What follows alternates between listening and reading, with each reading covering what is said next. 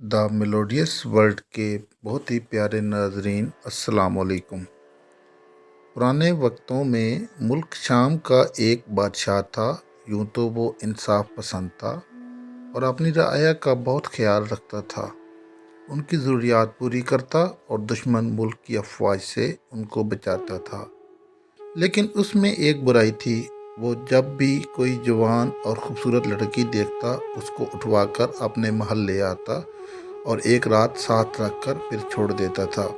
ایسا کرنے سے اس کی خواہش تو پوری ہو جاتی تھی، لیکن اس لڑکی کی زندگی خراب ہو جاتی تھی۔ بادشاہ کا شکار بننے والی زیادہ تر لڑکیاں زندگی بھر کے لیے یا تو ذہنی مریض بن جاتی یا پھر اپنی زندگی خود ہی ختم کر لیتی تھیں۔ اس کے پیچھے وجہ یہ تھی کہ بادشاہ طاقت کے لیے خاص قسم کی زہریلی دوا استعمال کرتا تھا۔ اس دوا کا اثر متاثرہ لڑکی کے جسم میں بھی سرایت کر جاتا تھا، جس کا نتیجہ کچھ ہی دنوں میں تباہ کن نکلتا تھا۔ لیکن بادشاہ پر اس زہریلی دوا کا اثر نہیں ہوتا تھا، کیونکہ وہ زہر کا عادی ہو چکا تھا۔ اگر بادشاہ اپنی اس بری عادت سے بہت زیادہ بیزار تھا، لیکن وہ مجبور تھا اور چاہ کر بھی یہ کام چھوڑ نہیں سکتا تھا۔ جس دن اس کو لڑکی نہیں ملتی تھی، اس دن اس کی طبیعت بگڑ جاتی تھی۔ اس لیے بادشاہ نے اس کام کے لیے اپنے خاص و خاص وزیر کی ڈیوٹی لگائی ہوئی تھی۔ وہ روزانہ شام کو گھوڑے پر بیٹھ کر شہر کے بازاروں میں نکل جاتا اور چن چن کر خوبصورت لڑکیاں پسند کرتا اور ان کے گھر والوں کو منہ مانگے دام دے کر لڑکیاں خرید لیتا تھا۔ پھر وہ تمام لڑکیاں بادشاہ کے سامنے پیش کرتا۔ جو لڑکی بادشاہ کو پسند آ جاتی وہ بادشاہ کے ساتھ رات گزارنے کے لیے منتخب کر لی جاتی۔ باقی لڑکیاں ان کے والدین کی طرف واپس بھیج دی جاتی۔ لیکن واپس بھیجنے سے پہلے وزیر ان لڑکیوں کو اپنے کمرے میں لے جاتا اور ایک ایک پائی ان کے جسم سے وصول کر لیتا تھا۔ یوں سمجھ لیجئے کہ ایک طرف تو بادشاہ انتہائی رحم دل اور نیک تھا، دوسری طرف وہ اپنی فطرت سے مجبور ہو کر رعایا کی لڑکیوں کو برباد کر رہا تھا، ان کی زندگیوں کو تباہ کر رہا تھا۔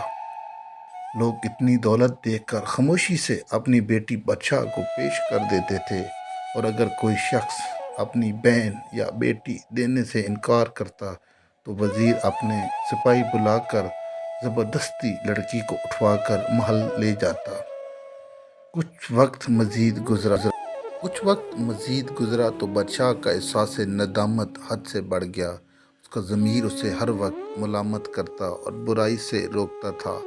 کئی بار بادشاہ نے خود سے وعدہ کیا کہ وہ آج کے بعد ایسا غلط کام نہیں کرے گا، لیکن اگلے ہی دن جب وزیر اس کے سامنے انتہائی حسین و جمیل لڑکیاں لے کر آتا تو بادشاہ اپنا وعدہ بھول جاتا اور پھر سے وہی گناہ کر بیٹھتا۔ دراصل کہانی کچھ ایسے بن گئی تھی کہ وزیر کو خود بھی بادشاہ کی طرح خوبصورت لڑکیوں سے بدکاری کا چسکا لگ گیا تھا، اور وہ ایک لڑکی بادشاہ کو پیش کرتا تو باقی 2-3 لڑکیوں کو اپنے گھر لے جاتا تھا اور کچھ دن پاس رکھ کر دل بہلاتا اور پھر واپس ان کے گھر پہنچا دیتا۔ جب بھی بادشاہ وزیر کے سامنے یہ برائی چھوڑنے کی بات کرتا تو وزیر اس کو ایسے طریقے سے رام کرتا کہ بادشاہ اس کی باتوں میں آ جاتا تھا۔ وزیر کی بیوی تو نہیں تھی، وہ عرصہ پہلے ہی دنیا سے رخصت ہو گئی تھی، لیکن اس کی ایک جوان بیٹی تھی جو بلا کی حسین ہونے کے ساتھ ساتھ بہت نیک اور پرہیزگار تھی۔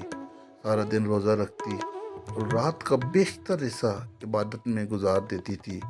وہ اپنے وزیر باپ اور بادشاہ وقت کے گٹھ جوڑ اور بری عادت سے بخوبی آگاہ تھی۔ وہ ہر وقت ان کی ہدایت کے لیے دعا کرتی اور دل ہی دل میں کڑتی رہتی تھی۔ وہ اکثر ان لڑکیوں کے بارے میں سوچا کرتی جو اس کے وزیر باپ اور بادشاہ کی ہوس کا شکار بن کر اپنی زندگی برباد کر بیٹھی تھیں، تو وہ بہت پریشان اور اداس ہو جاتی تھی۔ وہ اپنے باپ کو سمجھا بھی نہیں سکتی تھی، کیونکہ وہ ایک جوان لڑکی تھی، کس منہ سے اپنے باپ سے ایسی باتیں کرتی، اور اگر ایسا کچھ سوچتی بھی تھی تو حیا آڑے آتی، لہٰذا وہ صرف ان کی ہدایت کے لیے دعا ہی کر سکتی تھی، تو وہ کرتی رہتی تھی۔ ایک دن بادشاہ کا دل بہت بے چین تھا۔ وہ سارے کام دھندے ترک کر کے خاموشی سے محل کی چھت پر چڑھ آیا اور آس پاس کا نظارہ کرنے لگا۔ اچانک اس کے کانوں میں کسی لڑکی کے رونے کی آواز آئی تو وہ حیران ہو گیا۔ آگے بڑھ کر اس نے آواز کی سمت جھانکا تو کیا دیکھتا ہے کہ ساتھ والا گھر جو کہ اس کے وزیر کا تھا، وہاں سین کے بیچ ایک جوان اور انتہائی خوبصورت لڑکی جائے نماز پر بیٹھی دعا مانگ رہی تھی اور ساتھ ساتھ ہچکیوں میں رو بھی رہی تھی۔ بادشاہ کا تجسس انتہا کو پہنچ گیا۔ وہ کان لگا کر سننے لگا کہ لڑکی کی دعا میں کیا مانگ رہی ہے۔ پھر اس کی حیرت کی انتہا نہ رہی جب اس نے سنا کہ وہ خوبصورت لڑکی رو رو کر اس کے اور وزیر کے لیے ہدایت کی دعا کر رہی تھی۔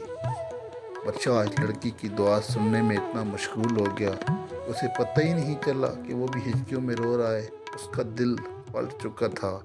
اس نے وہاں کھڑے کھڑے سچے دل سے توبہ کی اور دل میں ارادہ کیا کہ وہ آج کے بعد کسی لڑکی کے ساتھ گناہ نہیں کرے گا، چاہے وہ مر ہی کیوں نہ جائے۔ وہ قبولیت کی گھڑی تھی، اس کی دعا قبول ہو گئی۔ پھر لڑکی نے جائے نماز سمیٹی اور اٹھ کر کمرے میں چلی گئی۔ بادشاہ یہ تو جانتا تھا کہ یہ گھر اس کے وزیر کا ہے، لیکن اس کو یہ نہیں معلوم تھا وہ خوبصورت لڑکی کون ہے جو رو رو کر اس کی ہدایت کے لیے دعا کر رہی تھی۔ بادشاہ نے خادمہ کو بلایا اور اس لڑکی کا حلیہ بتا کر اس کے بارے میں پوچھا۔ تو خادمہ نے کہا کہ حضور، یہ تو اس کے وزیر خاص کی اکلوتی بیٹی ماں نور ہے جو انتہائی عبادت گزار ہے۔ بادشاہ کو مزید کچھ جاننے کی ضرورت نہیں تھی، وہ اپنی آنکھوں سے سب کچھ دیکھ چکا تھا۔ وہ محل کی چھت سے نیچے اترا تو اس کا دل یوں ہلکا پھلکا تھا جیسے اس نے کبھی کوئی گناہ کیا ہی نہ ہو۔ بادشاہ نے اسی وقت صدقہ دیا اور بہت سے غریبوں میں کھانا تقسیم کیا۔ شام ہوئی تو بادشاہ کا وزیر 3 خوبصورت لڑکیاں لے کر اس کی خدمت میں حاضر ہوا اور کہا کہ حضور، ان میں سے ایک اپنے لیے پسند کر لیجئے۔ لیکن بادشاہ تو سچی توبہ کر چکا تھا، لہذا اس نے وزیر کو سختی سے منع کر دیا کہ تم آج کے بعد میرے لیے کوئی لڑکی نہیں لاؤ گے، ان تینوں کو عزت کے ساتھ ان کے گھر چھوڑ آؤ۔ یہ سن کر وزیر پریشان ہو گیا۔ اس نے سوچا کہ اگر بادشاہ نے اس کام سے سچی توبہ کر لی تو وہ تو مفت میں حسین لڑکیوں سے لطف کیسے اٹھائے گا۔ وہ بادشاہ کو قائل کرنے لگا کہ یہ کام آپ کا حق بنتا ہے، یہ کوئی گناہ نہیں ہے۔ لیکن بادشاہ نہ مانا۔ وزیر جب اپنی باتوں سے باز نہ آیا تو بادشاہ نے اچانک کہا کہ ٹھیک ہے، میں یہ کام کرنے کو تیار ہوں، لیکن لڑکی میں پہلے سے ہی پسند کر چکا ہوں۔ وزیر جلدی سے بولا کہ سرکار آپ حکم کریں، لڑکی ابھی حاضر ہو جائے گی۔ تو بادشاہ نے ترنت جواب میں کہا، آج میں چھت پر چڑھا تھا تو تمہاری بیٹی ماں نور مجھے صحن میں نظر آئی۔ بخدا اس جیسی حسین تو میں نے آج تک نہ دیکھی نہ سنی، آج رات میرے لیے وہی لے آؤ۔ بادشاہ کی بات سن کر وزیر لرز گیا۔ وہ اپنی اکلوتی بیٹی سے بہت پیار کرتا تھا اور کبھی اس کے لیے ایسا سوچ نہیں سکتا تھا۔ پھر وہ یہ بھی جانتا تھا کہ جو لڑکی بادشاہ کے ساتھ ایک رات گزار لے وہ یا تو پاگل ہو جاتی ہے یا مر جاتی ہے۔ وہ اپنی بیٹی کی ایسی حالت کیسے برداشت کر سکتا تھا؟ لہذا وہ بادشاہ کے پیروں میں گر گیا اور معافی مانگنے لگا۔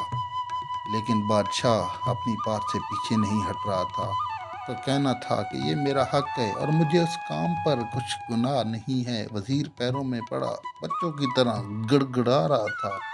بادشاہ کہنے لگا، مجھ سے ایک وعدہ کرو کہ آج کے بعد کسی لڑکی کو پریشان نہیں کرو گے، نہ کسی کو اپنی لذت کے لیے استعمال کرو گے اور نہ ہی مجھے ایسا گناہ کرنے پر قائل کرو گے۔ تو وزیر نے فوراً وعدہ کر لیا اور بادشاہ سے کہا کہ وہ سچے دل سے توبہ بھی کرتا ہے۔ بادشاہ نے اسے اٹھا کر سینے سے لگا لیا۔ پیارے ناظرین، یوں ایک نیک لڑکی کی دعا نے دونوں کو مزید گناہوں سے بچا لیا۔ اور ہمارے چینل کو سبسکرائب کر دیں اگر آپ کو یہ کہانی پسند